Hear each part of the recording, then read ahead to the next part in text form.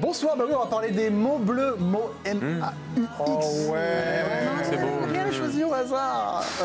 Les mots bleus entre Kylian Mbappé et l'équipe de France, parce que le capitaine des Bleus a enfin pris la parole hier, une interview très attendue. C'était avec Mouloud Achour dans Click sur Canal+, alors une émission culturelle plus que sportive.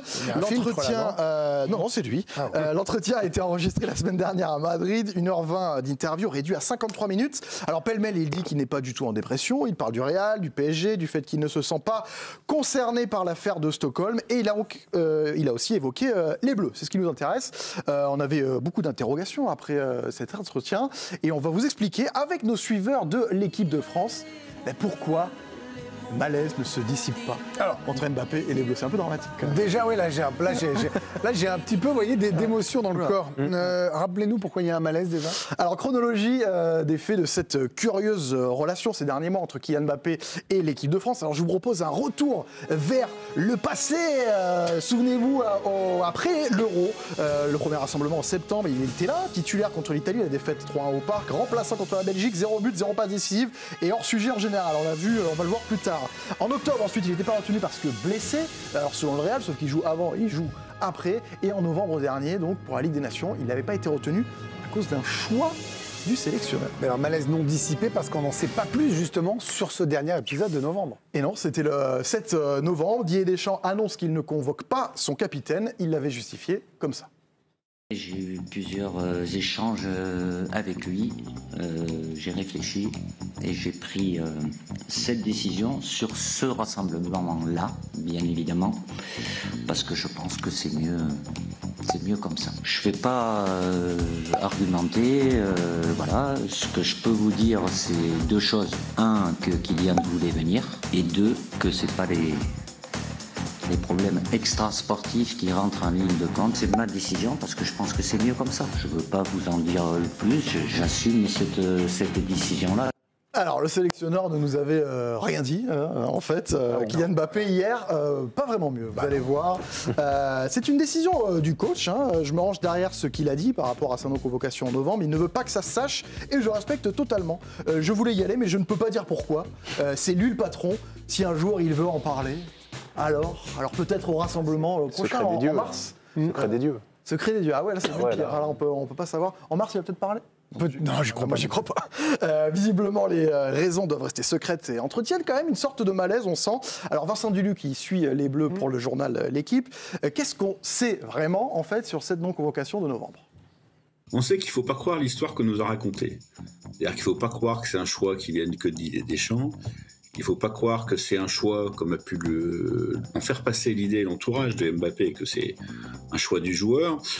Ce qu'il faut penser effectivement, c'est que Kylian Mbappé a voulu faire passer l'idée que l'histoire ne s'est pas passée telle qu'on nous l'a racontée et telle que Deschamps l'a racontée, mais en même temps, il met un peu cette pierre dans le jardin du sélectionneur en lui disant peut-être un jour il vous dira la vérité, ce qui veut déjà dire pour l'instant c'est pas le cas. Tailleur, mettez la musique de X-Files, et Kylian Mbappé a au moins confirmé des désaccords avec Didier Deschamps. Déjà celui-là, lui voulait venir, pas le sélectionneur. Pourquoi ? On attendra pour savoir. À l'inverse, en septembre, lui ne voulait pas venir, mais Didier Deschamps le voulait. Alors vous suivez, regardez ce qu'il avait dit hier, donc par rapport à ce rassemblement où il était venu face à l'Italie. J'ai eu une discussion avec le sélectionneur et je demandais à ne pas y aller. Je venais d'arriver à Madrid, mentalement je n'étais pas dans un état d'esprit où j'étais à 100%. Il a insisté pour que je vienne et c'est vrai que ça ne s'est pas très bien passé. C'est vrai, on l'a vu tout à l'heure, 0 but, 0 passe décisive et une conférence de presse tout aussi bien, niveau attitude que ses statistiques avant d'affronter l'Italie. On avait vu, souvenez-vous, Mbappé pas concerné, qui avait bien montré qu'il n'avait pas envie d'être là. Bonjour à toutes et à tous. Maintenant, quel accueil demain, j'attends pas grand-chose. Ça m'est égal. Quand on a été éliminé, je suis vite passé à autre chose. Si en plus, moi, j'ai eu ma présentation à Madrid. Moi, je suis arrivé à un stade de ma vie et de ma carrière où je constate plus. Je viens, je joue. Ce que pensent les gens, je pense que c'est le cadet de mes soucis. Le cadet de ses soucis. Alors, il a dit hier qu'il avait des regrets dans sa carrière, mais il n'a pas eu Un mot précis peut-être pour revenir sur cette séquence avant le match face à l'Italie. Intriguant aussi sur son absence pour blessure annoncée par le Real, souvenez-vous. Donc il avait joué avant, il avait joué après, il n'était pas disponible pour l'équipe de France. J'étais blessé, il parlait entre staff, je n'étais pas convié aux discussions. J'ai juste eu une discussion avec le coach le matin de la liste, il m'a dit, les docs ont parlé et m'ont dit que c'est mieux que je ne te prenne pas. Kylian Mbappé nous dit qu'il n'était pas convié aux discussions. Giovanni Castaldi, vous savez, suit l'équipe de France au quotidien pour la chaîne. C'est vrai que tout s'est fait sans lui ? Oui, c'est comme si vous demandez à Greg Hacher s'il est jamais au courant de ce qu'il y a dans son émission. Il y a un moment, les acteurs principaux sont toujours au courant de ce qui se passe. Il a été forcément concerté sur son ressenti. Il a eu des échanges avec son sélectionneur, donc c'est pas aussi simple que l'a résumé Kylian Mbappé, c'est une certitude. Surtout un malaise qui a semblé se confirmer hier, c'est celui autour de ce fameux brassard de capitaine. Exactement, ça fait presque du bien parce que là, il n'y a pas besoin de lire entre les lignes. Voilà, j'allais vous dire ça. Enfin, on a vraiment compris que ce brassard pouvait parfois être un poids important pour lui. En tout cas, il l'a dit clairement. Regardez ce qu'il dit. Je n'ai pas le même brassard qu'Hugo Lloris. Moi, on me demande beaucoup de choses. Hugo, c'était un très bon capitaine, un très bon gars. J'ai l'impression qu'on me demande un autre métier quand c'est moi. Lui, on ne lui disait rien. Traitez-moi comme Hugo Lloris, nous dit en substance Kylian Mbappé. Alors, on a trouvé ça assez curieux avec Arthur Ça va faire débat, là, je les vois réagir. Non, mais on a trouvé ça curieux avec Arthur Girand, avec qui on a préparé cette chronique, parce qu'on a revu la première conférence de presse qu'il avait donnée comme capitaine de l'équipe de France. Vous voyez, c'était le 23 mars 2023, avant d'affronter les Pays-Bas au Stade de France. Le chef de presse des Bleus, à sa gauche sur l'image, Raphaël Raymond, à ses côtés. Et écoutez bien, il y a un échange avec un journaliste, Jean-François Pérez, pour ne pas le signaler, savoureux avec le recul, sur sa façon de communiquer comme capitaine. Je voulais vous demander si maintenant que vous êtes capitaine de l'équipe de France, vous comptez, vous aurez la même liberté de parole que celle qui a été la vôtre jusqu'à présent. Merci. Et moi, je peux vous poser une question. Pourquoi voulez-vous que ça change ? Parce que le rôle de capitaine, c'est aussi un peu celui de diplomate en équipe de France. Qui l'a dit ?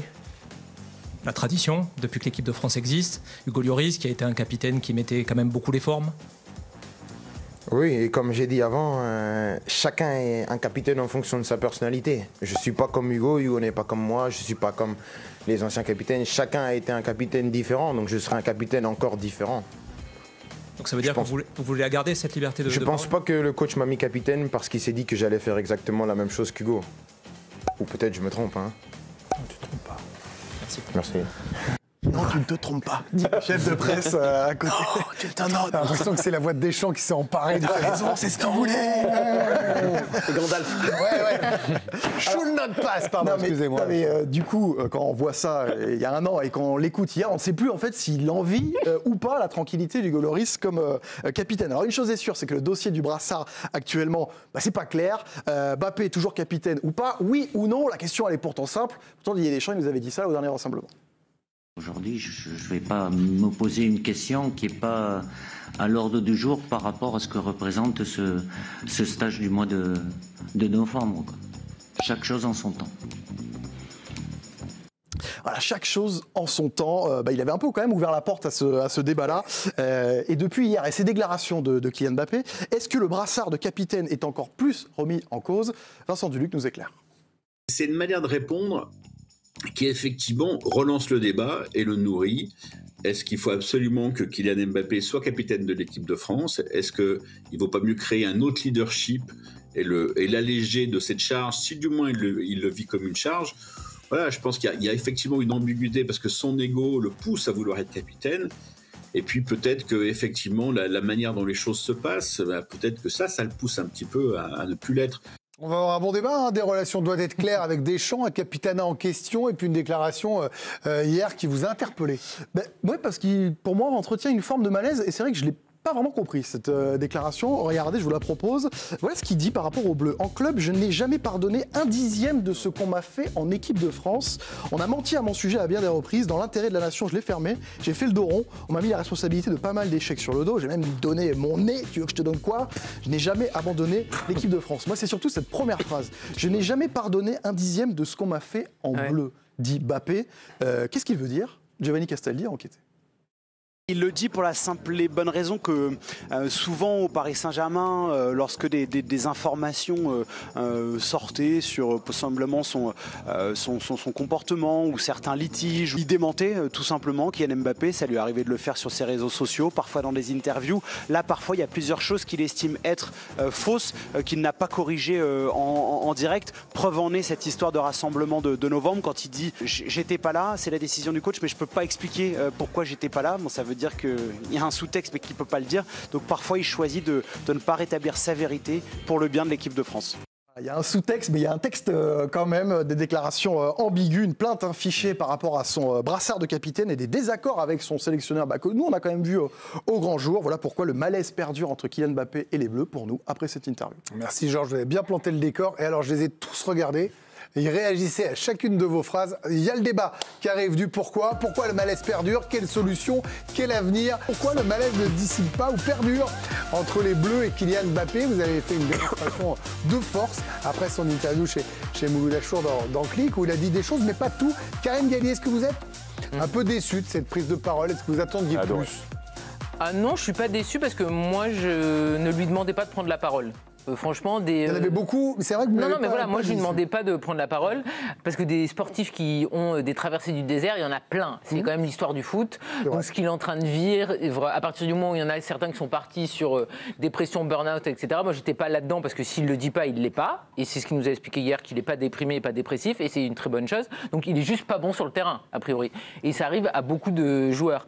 Après, comme Georges l'a montré, le problème c'est qu'il change beaucoup d'avis, et il est juste humain, comme nous tous. On dit un truc il y a en 2023 et on pense l'inverse en 2024. Sa démonstration sur Hugo Lloris, c'est exactement ça.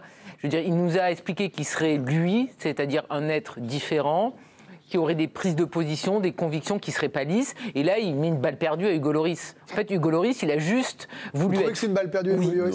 Oui, moi je trouve, parce que Hugo Lloris, c'était un capitaine qui était footballeur et qui ne voulait pas être autre chose à travers les médias. Ouais, et quand il avait quand même des messages à faire passer sur le fait, je préfère qu'on soit plutôt en bloc bas, qu'on se découvre pas, etc., il le faisait passer, il parlait de foot, Hugo Lloris. Kylian Mbappé a décidé d'être une star, d'être quelqu'un qui compte, d'avoir une voix qui porte et d'être aussi un guide pour une certaine jeunesse. Personne ne l'a forcé. Il a pris ce pli-là. Il a décidé aussi d'être capitaine, qu'il ne nous fasse pas croire que ça lui est tombé dessus et que c'est à la fois une chance, un honneur et un poids. Il l'a aussi souhaité. Et donc aujourd'hui, sa voix, ce n'est pas la même voix que celle d'Hugo Lloris, mais c'est lui qui a voulu être plus qu'un footballeur. Je veux dire, des attaquants qui ne parlent de rien d'autre que du foot, il y en a des tonnes. Oui. Lui, il veut être quelqu'un d'autre, il veut dépasser son sport. C'est son choix, mais il ne peut pas, derrière, être embêté par rapport à ce costume un peu trop grand parfois. C'est vrai qu'on aurait aimé davantage quand même. Enfin, moi, en tout cas, j'aurais voulu davantage. Il ne doit pas. Voilà, il ne doit rien. Il ne doit rien. Il fait bien ce qu'il veut. C'est pas la question. Savoir s'il avait trouvé l'amour, ça nous intéresse pas non plus. Non, c'est pas trouvé. Non, bah non. Ça, je m'en fiche. Bah oui. Mais c'est surtout cette histoire, de rassemblement. Moi, j'aurais voulu. Mais elle est claire. Mais elle est claire. L'histoire, il n'y a pas de secret là-dedans. Bah si, puisque personne ne sait. Mais vous savez, vous êtes dans le secret des dieux. Alors, je suis pas sûr de tout savoir. J'essaye d'interpréter en fonction de ce que moi j'ai vécu. J'ai été international. Je sais les bisbilles qu'il peut y avoir sur les stars qui veulent de temps en temps un peu couper. Moi, il y a une chose dans son interview qui revient assez fréquemment, c'est son manque de repos entre les compétitions. Donc je pense qu'entre sa préparation à Madrid et la première sélection, il a estimé qu'au vu de tout ce qu'il joue depuis plusieurs années, il n'avait pas eu assez de repos, il aurait voulu couper sur cette zone-là. Mais encore une fois, c'est son choix, parce que chaque année, il part au Japon, aux États-Unis, etc. C'est pas très dur de l'expliquer. La deuxième, il demande quand même quand il dit que les footballeurs en parlent. La deuxième, il demande à Deschamps, il demande un passe-droit, clairement. Il lui demande. Deschamps lui donne ce passe-droit. Parce que c'est le meilleur joueur de l'équipe de France. Si ça avait été Zidane, on lui aurait donné un passe-droit sans problème. Donc ça, voilà. Oui. Le problème, c'est qu'en donnant ce passe-droit, il expose Deschamps, parce qu'il rejoue. Donc Deschamps vient nous voir, il me dit, il est blessé. Il rejoue avec le Real 2 jours après, et il se fait prendre dans une soirée. Après, il fait ce qu'il veut, mais il avait des jours de repos, il se fait prendre dans une soirée. Donc Deschamps, lui, se retrouve dans une situation où il est exposé alors qu'il l'avait plutôt protégé. Deschamps lui a fait payer sur la dernière sélection, il lui dit, je te rends la monnaie de ta pièce, c'est tout, je suis obligé de réagir, soit je t'enlève le brassard, soit je te convoque pas.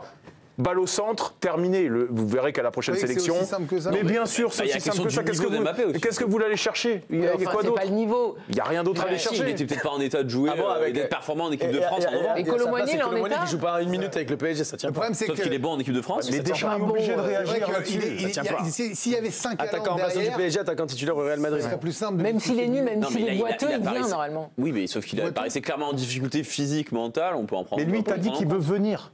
Lui, t'as dit, je voulais venir. Donc Deschamps lui a dit, écoute, surtout qu'il avait dit, moi, je suis obligé en tant que sélectionneur, je suis obligé de réagir. Donc soit il lui enlève le brassard, soit il ne le convoque pas. Et vous verrez que tout va rentrer dans l'ordre à la prochaine sélection. Il y a zéro problème là-dessus. Alicia, vous allez nous montrer les coulisses de cette interview, parce qu'évidemment, Kylian Mbappé a choisi. Mais avant ça, sans surprise, ça a été l'événement médiatique du week-end. Cette interview, elle était extrêmement attendue. Pourquoi? Parce que ça faisait 11 mois que Kylian Mbappé n'avait pas donné la moindre interview. Donc cette prise de parole, on l'attendait. Et cette interview a attiré en moyenne 822 000 téléspectateurs. C'est monté jusqu'à même 851 000 téléspectateurs en comptant la rediffusion dans la soirée. Une interview qui a été reprise partout par la presse écrite, à commencer par notre journal, par l'équipe, reprise aussi par le Parisien, qui a choisi de titrer sur l'aspect psychologique. L'interview qui fait la une du Figaro Sport, des explications qui étaient attendues, titre le journal. Un entretien qui a même été repris, figurez-vous, par la presse espagnole. Pleine page dans As, où l'interview est décryptée. Tout est repris point par point, comme dans tous les journaux. La même chose pour l'autre quotidien madrilène Marca, qui titre sur l'affaire de Stockholm et qui revient là encore en détail sur tous les sujets abordés. Et Mouloud Achour, donc vous le disiez Greg, raconte les coulisses de cette interview aujourd'hui dans le Parisien, où il explique que ça a été, vous en doutez, très très compliqué d'avoir Kylian Mbappé, qu'il fallait le relancer quasiment tous les 6 mois pour savoir où ça en était. On apprend également qu'il y a 30 minutes d'entretien inédit, dont une interview croisée entre le joueur et sa mère, Faiza Lamari. Est-ce que ce sera diffusé un jour? Pour l'instant, rien n'est sûr. On notera qu'il a fait le choix d'une émission non sportive. Léon Marchand aussi était allé chez Mouloud Achour. Ils ont une force sur les réseaux sociaux, sur tous les autres canaux de diffusion, autres télé, que beaucoup n'ont pas et que peu ont d'ailleurs. Il faut saluer l'émission pour ça. Il a choisi Achour plutôt qu'Acher. On est un peu vexés, c'est la vie. Vous l'aviez préparé celle-là? Non, pas du tout. Même c'est le talent. C'est le talent. Mais Karim Benani, vous avez travaillé aussi sur Click, vous connaissez ça. Je voudrais votre regard. Pardon, je ne vais pas demander aux journalistes sportifs, mais d'hommes de télé, sur cette interview. Qu'est-ce que vous en avez pensé? Déjà, beaucoup de la part des équipes de Mouloud, que je connais bien. Je comprends que les sportifs de haut niveau aillent se confier à Mouloud Achour pour une raison, enfin 2 raisons. La première, vous l'avez évoqué, cette génération-là, c'est une génération 2.0, 3.0 qui communique uniquement sur les réseaux sociaux. Et ils se disent quelque part que c'est un prolongement de leur réseau. Prolongement d'Instagram, de TikTok, d'aller parler à cette communauté qui est hyper puissante sur les réseaux, une communauté qui touche les 15-35 à peu près. C'est leur public, c'est le public de Mbappé aujourd'hui. Mbappé, il ne vise pas le public de quinca ou de sexagénaire. Il vise ce public-là de jeunes qui regardent la télé et qui regardent du foot. Et qui pourraient aussi critiquer les performances de Mbappé.